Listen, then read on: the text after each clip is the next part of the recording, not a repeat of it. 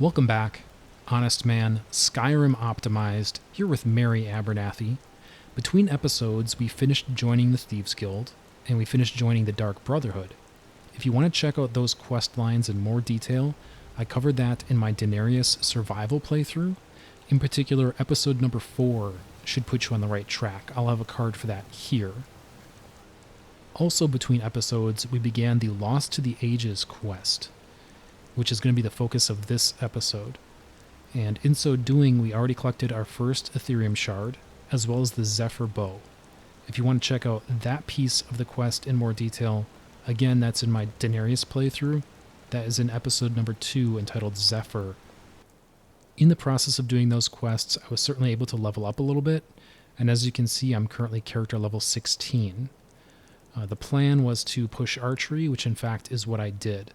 I had my wife, Aela, train me up in Archery 5 levels for every character level. She is now tapped out. She's taken us as high as we can go. We are at Archery 76. After Aela couldn't take us any higher in Archery, we began training into block. So that is how we got up to 39 here. And as you can see, we had enough bonus experience from that training that we almost have a free level here, almost to 40. That is going to continue to be the plan, at least a little bit longer, pushing block. And that might seem a little strange, but my rationale is that one-handed is just way easier to level than block. Like if I'm picking between those two, even though one-handed would give us better combat effectiveness, I feel like if I get into a really bad situation, I'm going to go archer anyway. So I don't really need the sword, but I definitely do want to level this. And as I said, leveling one hand, especially at a low level like this, is way easier than leveling block, for my money at least. So that's the strategy there. Now, in terms of questing, we are in Ivarstead. We picked up the first round of contracts from the Dark Brotherhood, which gave us 3 contracts. And one of them takes us to Ivarstead, which is also where the Book of Love quest sends us. And furthermore, in order to advance in the Dark Brotherhood quest line, we only need to do one of the contracts. So I think it just makes way too much sense. You just come to Ivarstead, get the 2 for 1, and then you're good to go. So that's what we're going to do here, and then we'll turn those in. That'll advance us into the quest Mourning Never Comes with the Dark Brotherhood, and that's also going to advance us into the second phase of the Book of Love. Both of those are going to send us west to Markarth. Skipping ahead here, while on Markarth, you need to make contact with your client for Mourning Never Comes, and you also want to advance that second phase of the Book of Love quest. In addition, there are a couple of other errands we want to run while we're on the west side here. First and foremost is the Lover's Stone. As you can see, the Lover's Stone is east-northeast of Markarth, and this standing stone provides a bonus identical to the Lover's Comfort bonus, which is plus 15% skill gain to all skills. These do not stack, however. These are mutually exclusive. They would overwrite one another. We're going to have a way around that, but not quite yet. So for now, we're just trying to unlock this landmark. In addition, we want to get our second Aetherium shard for Lost to the Ages, and I've pinned the approximate location. So from the Lover's Stone, kind of need to head due north, and we should run into it. Jumping ahead once again, we are at Deepfolk Crossing, which is the location for that second Aetherium shard. And this one just could not be simpler. They just have it sitting right out in the open for all to see. Well, maybe not all to see, it's kind of on the back side here, but... Beat me to it this time. Well, that's the second one. We're halfway there. I'll keep looking. See you soon. And there we go, piece of cake. We have our second Aetherium shard. Now, in the process of me getting over here, I ran into a bear, however, which is good news because it caused me to get to character level 17. So, as me and Aela head back east, we're going to stop in Whiterun, and I'm going to train up more ranks in block. Okay, so we finished up in Whiterun, got our training in, and now it's time to get back into some action in the frozen north. We are at the Dwarven ruin of Raldbthar, And as you can see, if you can squint and see this text, there's 2 objectives here. It's another 2 for 1, almost as if someone planned it that way. We have to kill Elaine Dufont, which is the primary target for the Mourning Never Comes assassination quest with the Dark Brotherhood. And in addition, there's another Aetherium shard here. So we're going to double dip and knock those out.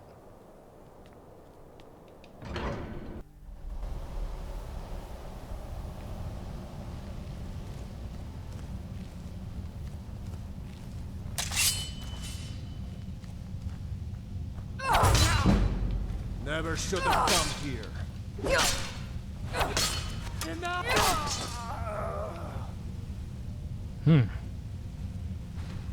That was surprisingly tough, actually.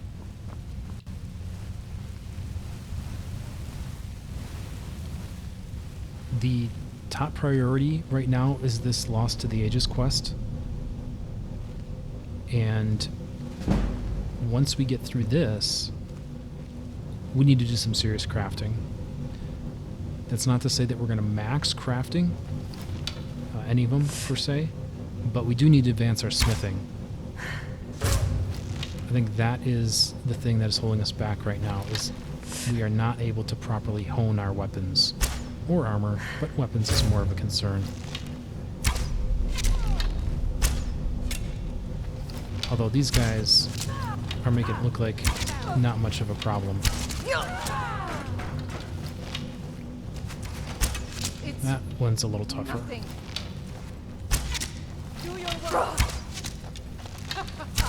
And you can just see how fast the draw speed is on the Zephyr bow, especially when I also have quick draw.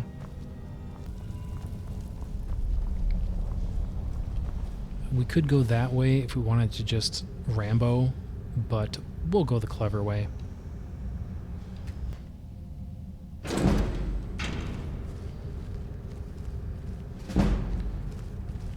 Yeah, that just got us a bunch of ranks in lockpick. And as you can see, the training for block got us basically halfway to 18. Now, these guys...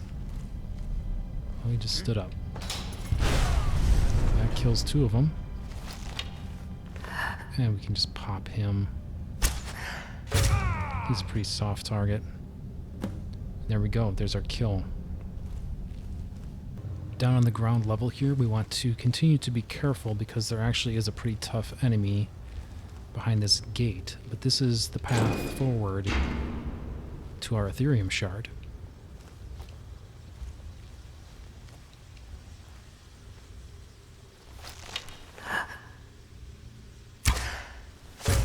Someone there?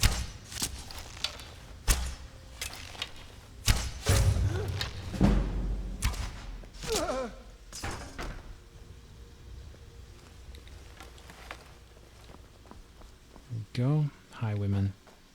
And there's treasure chests and a bunch of loot around here, so we're going to tidy that up.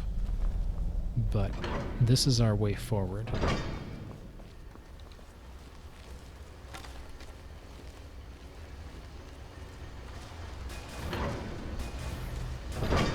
And we're going to have some robots here to contend with.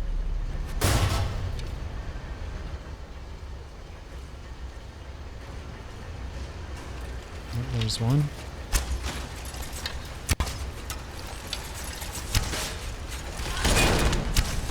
Yeah, and these Dwarven Spears can be quite tough, especially at an early level. Our bow is strong enough that we're in good shape, but you also really want a follower to help. It's not a bad idea.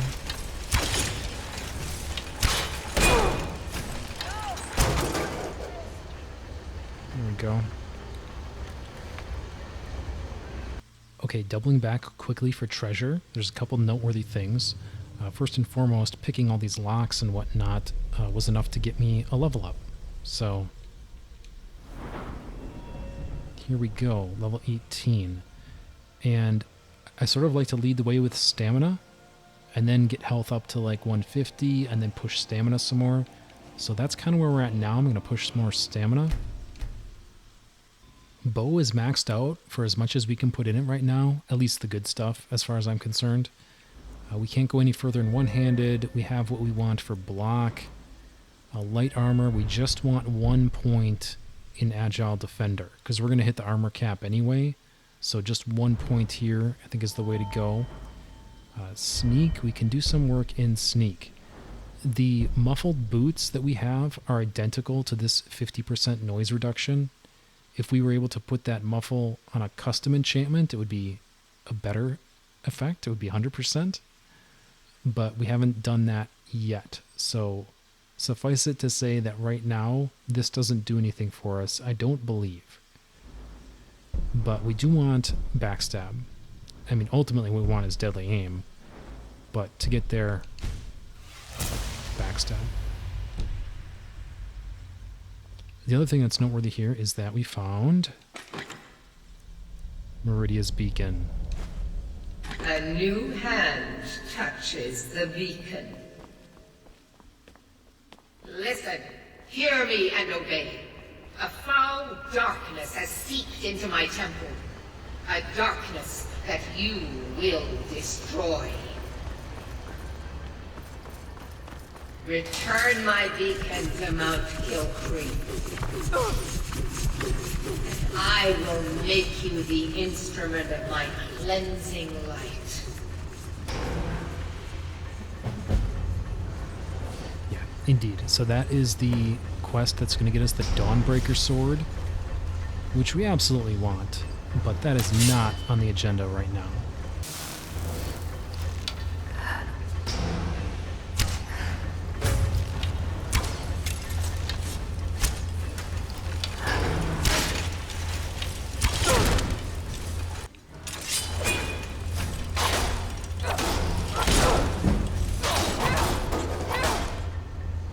Go. Yeah, I think Aela's having trouble with the trap back there.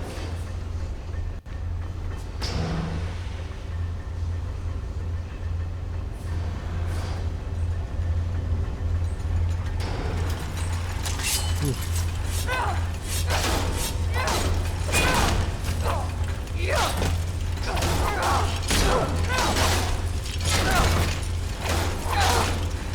There she is. Saw the arrows fly in. Teamwork.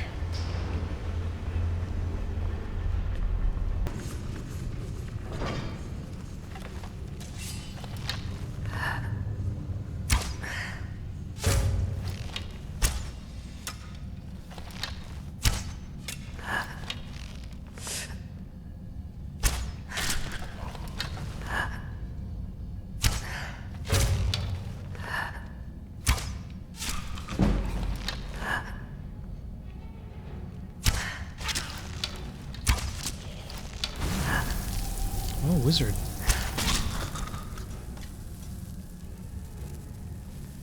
Not wizardy enough.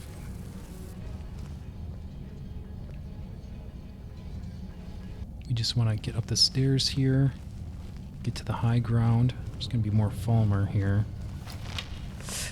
There's one. Oh, that should have been a kill.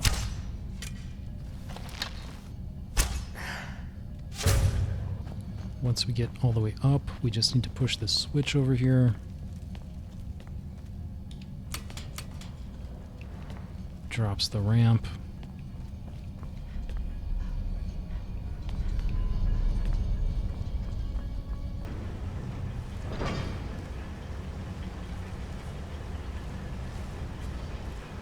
And then here, I think you want this one. Yeah. I remembered. Pretty sure the others are all trapped.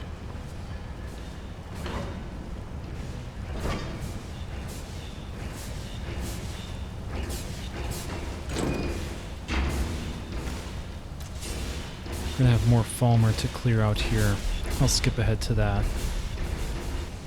Okay, once you have the enemies cleared out of this area, it probably bears a little bit of explanation.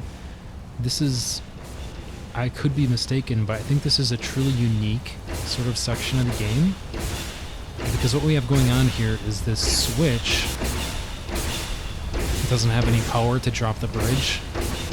And we have all these gears. And the problem is that the gears are blocked. It's like there's this leg bone stuck in the gears here. Just gotta pull that out, obviously.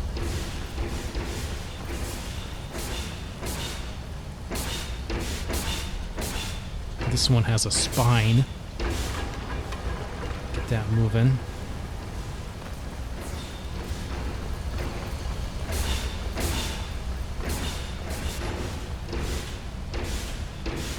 Got a skull here. That's not supposed to be in there. And then the trickiest one.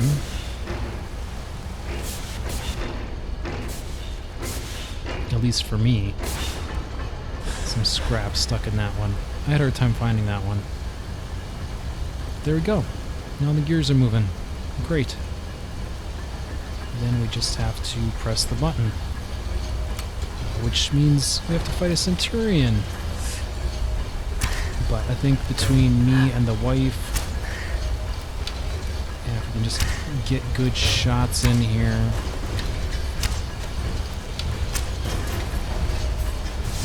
Do not want to get too close to that steam attack.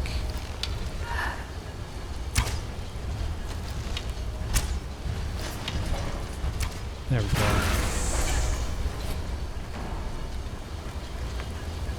There we go.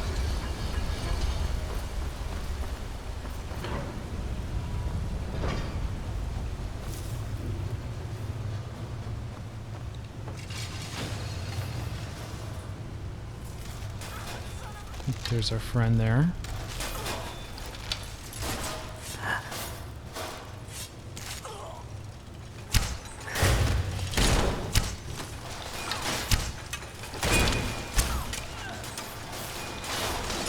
I mean, she's already dead, so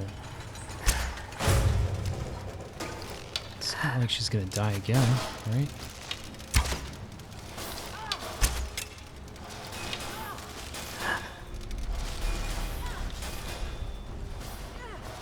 Yeah, get back at him. Take care of this nonsense. That was quite the trek. Indeed. Come on, I think it's over. Have to say, I'm glad that's over. That's what, your third? All right, only one left to go. I'll meet you there.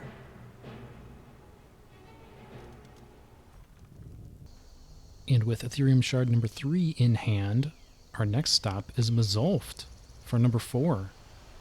So we are far, far to the east. Best way to get here, I think, is to get into Kynesgrove and then go southeast from there. But we are not interested in the ruins proper. What we are interested in is the storeroom over here.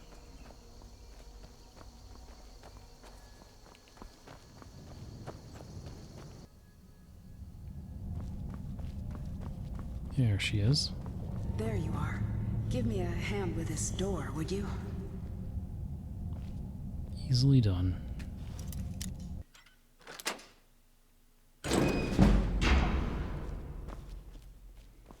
There we go. Number 4. Thanks again for all your help. That's the last one, isn't it? It's almost time. I'll meet you at the forge. And that's going to be a wrap. Between shards 3 and 4, I did go back to Whiterun to get some more block training.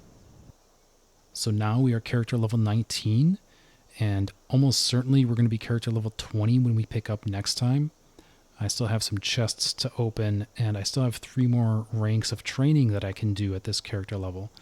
I stopped short on block here because I almost had a free level from the bonus XP, so didn't want to squander that. I did put a perk point into smithing to get our foot in the door there. That's going to be very important, but I'm just trying to wait for a couple other pieces to come together. I think I'm falling behind the power curve, so maybe going this deep into block is a mistake, and I should be going smithing, but I don't quite have the pieces I want yet. There's 2 more big pieces that I want for smithing, so trying to accumulate those first, and then go from there. That's not to say that we're going to push all the way to 100 smithing in one shot. I don't imagine we will, but I'm trying to maximize the resources that I've accumulated so far. So onward and upward, we have all 4 Aetherium shards. So next time, it's going to be the culmination of the Lost to the Ages quest as we visit the long-forgotten Aetherium Forge. Until then, thank you all so much. Please like and subscribe. This has been Honestman. Me and Mary Abernathy are going to see you next time with more Skyrim Optimized.